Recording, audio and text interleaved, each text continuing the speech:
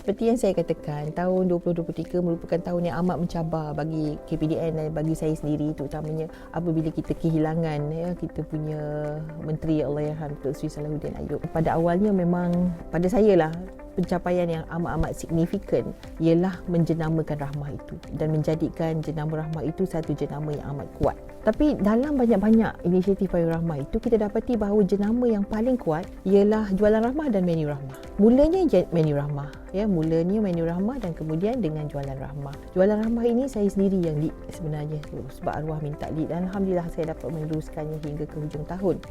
Apabila kita dapati bahawa pertama, kayu ukuran yang pertama ialah kadar inflasi itu sendiri. Kerana apabila kita mengambil alih kerajaan pada Disember 2022, kita dapati bahawa kadar inflasi pada 4%. Apakah penyumbang terbesar kepada kadar inflasi? Penyumbang terbesar kepada kadar inflasi ialah kategori makanan. Subkategori makanan di luar rumah paling tinggi, iaitu 9.6%. Inilah yang menarik kadar inflasi itu naik. Dan subkategori makanan di dalam rumah. Apabila kita buat Menu Rahmah pada bulan Januari, 31 Januari 2023, kita dimaklumkan oleh pakar-pakar penganalisa ekonomi, mereka mengatakan bahawa kesan daripada Menu Rahmah ini akan dapat kita lihat dalam masa beberapa bulan, dalam bulan April begitu. Dan alhamdulillah, pada mulanya kita bermula dengan 9.6% kadar inflasi subkategori makanan di luar rumah yang tak melibatkan alkohol lah, maksudnya subkategori makanan di luar rumah. Kita dapati sehingga bulan Oktober dia telah menurun kepada 5.6%. Jadi ini satu pencapaian dan saya yakin Menu Rahmah itu menyumbang kepadanya, kerana ketika ini kita ada dalam 2,894 outlet yang masih menawarkan Menu Rahmah. Kemudian kita pergi kepada kategori makanan dalam rumah. Jadi di situ datangnya Jualan Rahmah. Walaupun sebelum ini kita dah ada Jualan Satu Malaysia, Keluarga Malaysia dan sebagainya. Tapi saya mencari pendekatan baru. Macam mana kita nak cari satu pendekatan yang berbeza? Jadi sebab kita ada model Jualan Keluarga Malaysia sebelum ini. Tapi ianya dalam premis ataupun di luar premis, dibuat dekat Dewan dan sebagainya. Jadi di situ saya mencetuskan idea Kedai Cari Rakyat. Kedai Cari Rakyat ini ialah kedai dalam bentuk lori 3 tan, 5 tan, 10 tan yang mencari rakyat. Maksudnya pergi ke PPR, pergi ke kampung, pergi ke kawasan rumah murah, pergi ke kawasan B40 dan buka lori tu jual. Dan selalunya lori tu akan balik dengan kosong lah. Jadi itu dia konsep Kedai Cari Rakyat. Yang ini Jualan Rahmah Bergerak ini merupakan satu model yang amat-amat dinantikan rakyat. Sebab dia berbeza. Dia berbeza daripada sebelum-sebelum ini. Sebab tak ada model itu sebelum ini. Dan di masa yang sama dia pun menjadi moving advertisement untuk kerajaan. Di mana apabila lori itu bergerak dengan lambang Jualan Rahmah Bergerak itu, dia jadi satu moving advertisement. Jadi alhamdulillah, saya rasa itu antara pencapaian-pencapaiannya.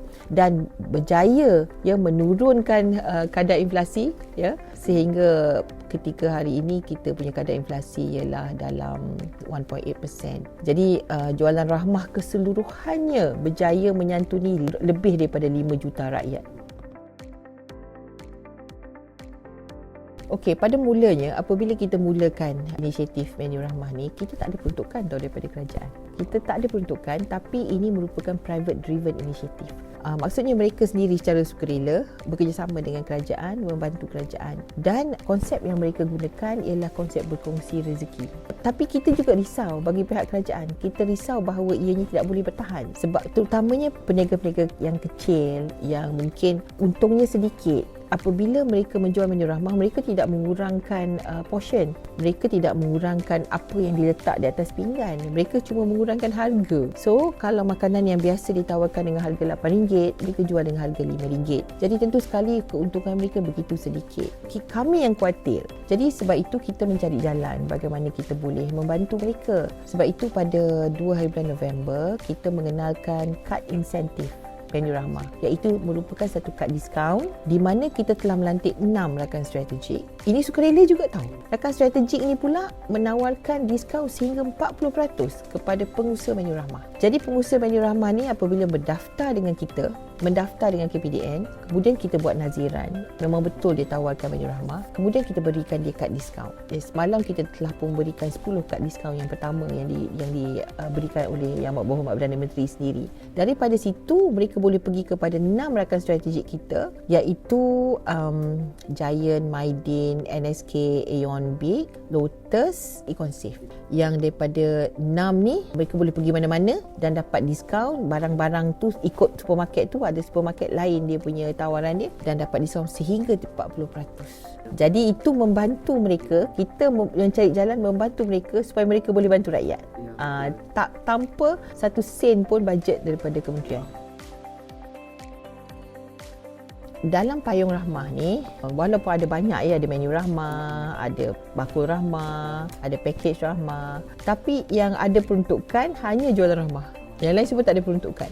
Dan pada tahun 2023, bajet tahun 2023, jumlah yang diberikan oleh kerajaan ialah 100 juta ringgit awalnya yang diluluskan dalam bajet 2023. Kemudian apabila Yang Berhormat Perdana Menteri amat berpuas hati dengan jualan rahmah bergerak terutamanya, beliau agak teruja tengok lori tu. Jadi beliau menambah lagi 50 juta. Kemudian dia menjadi 150 juta pada tahun 2023.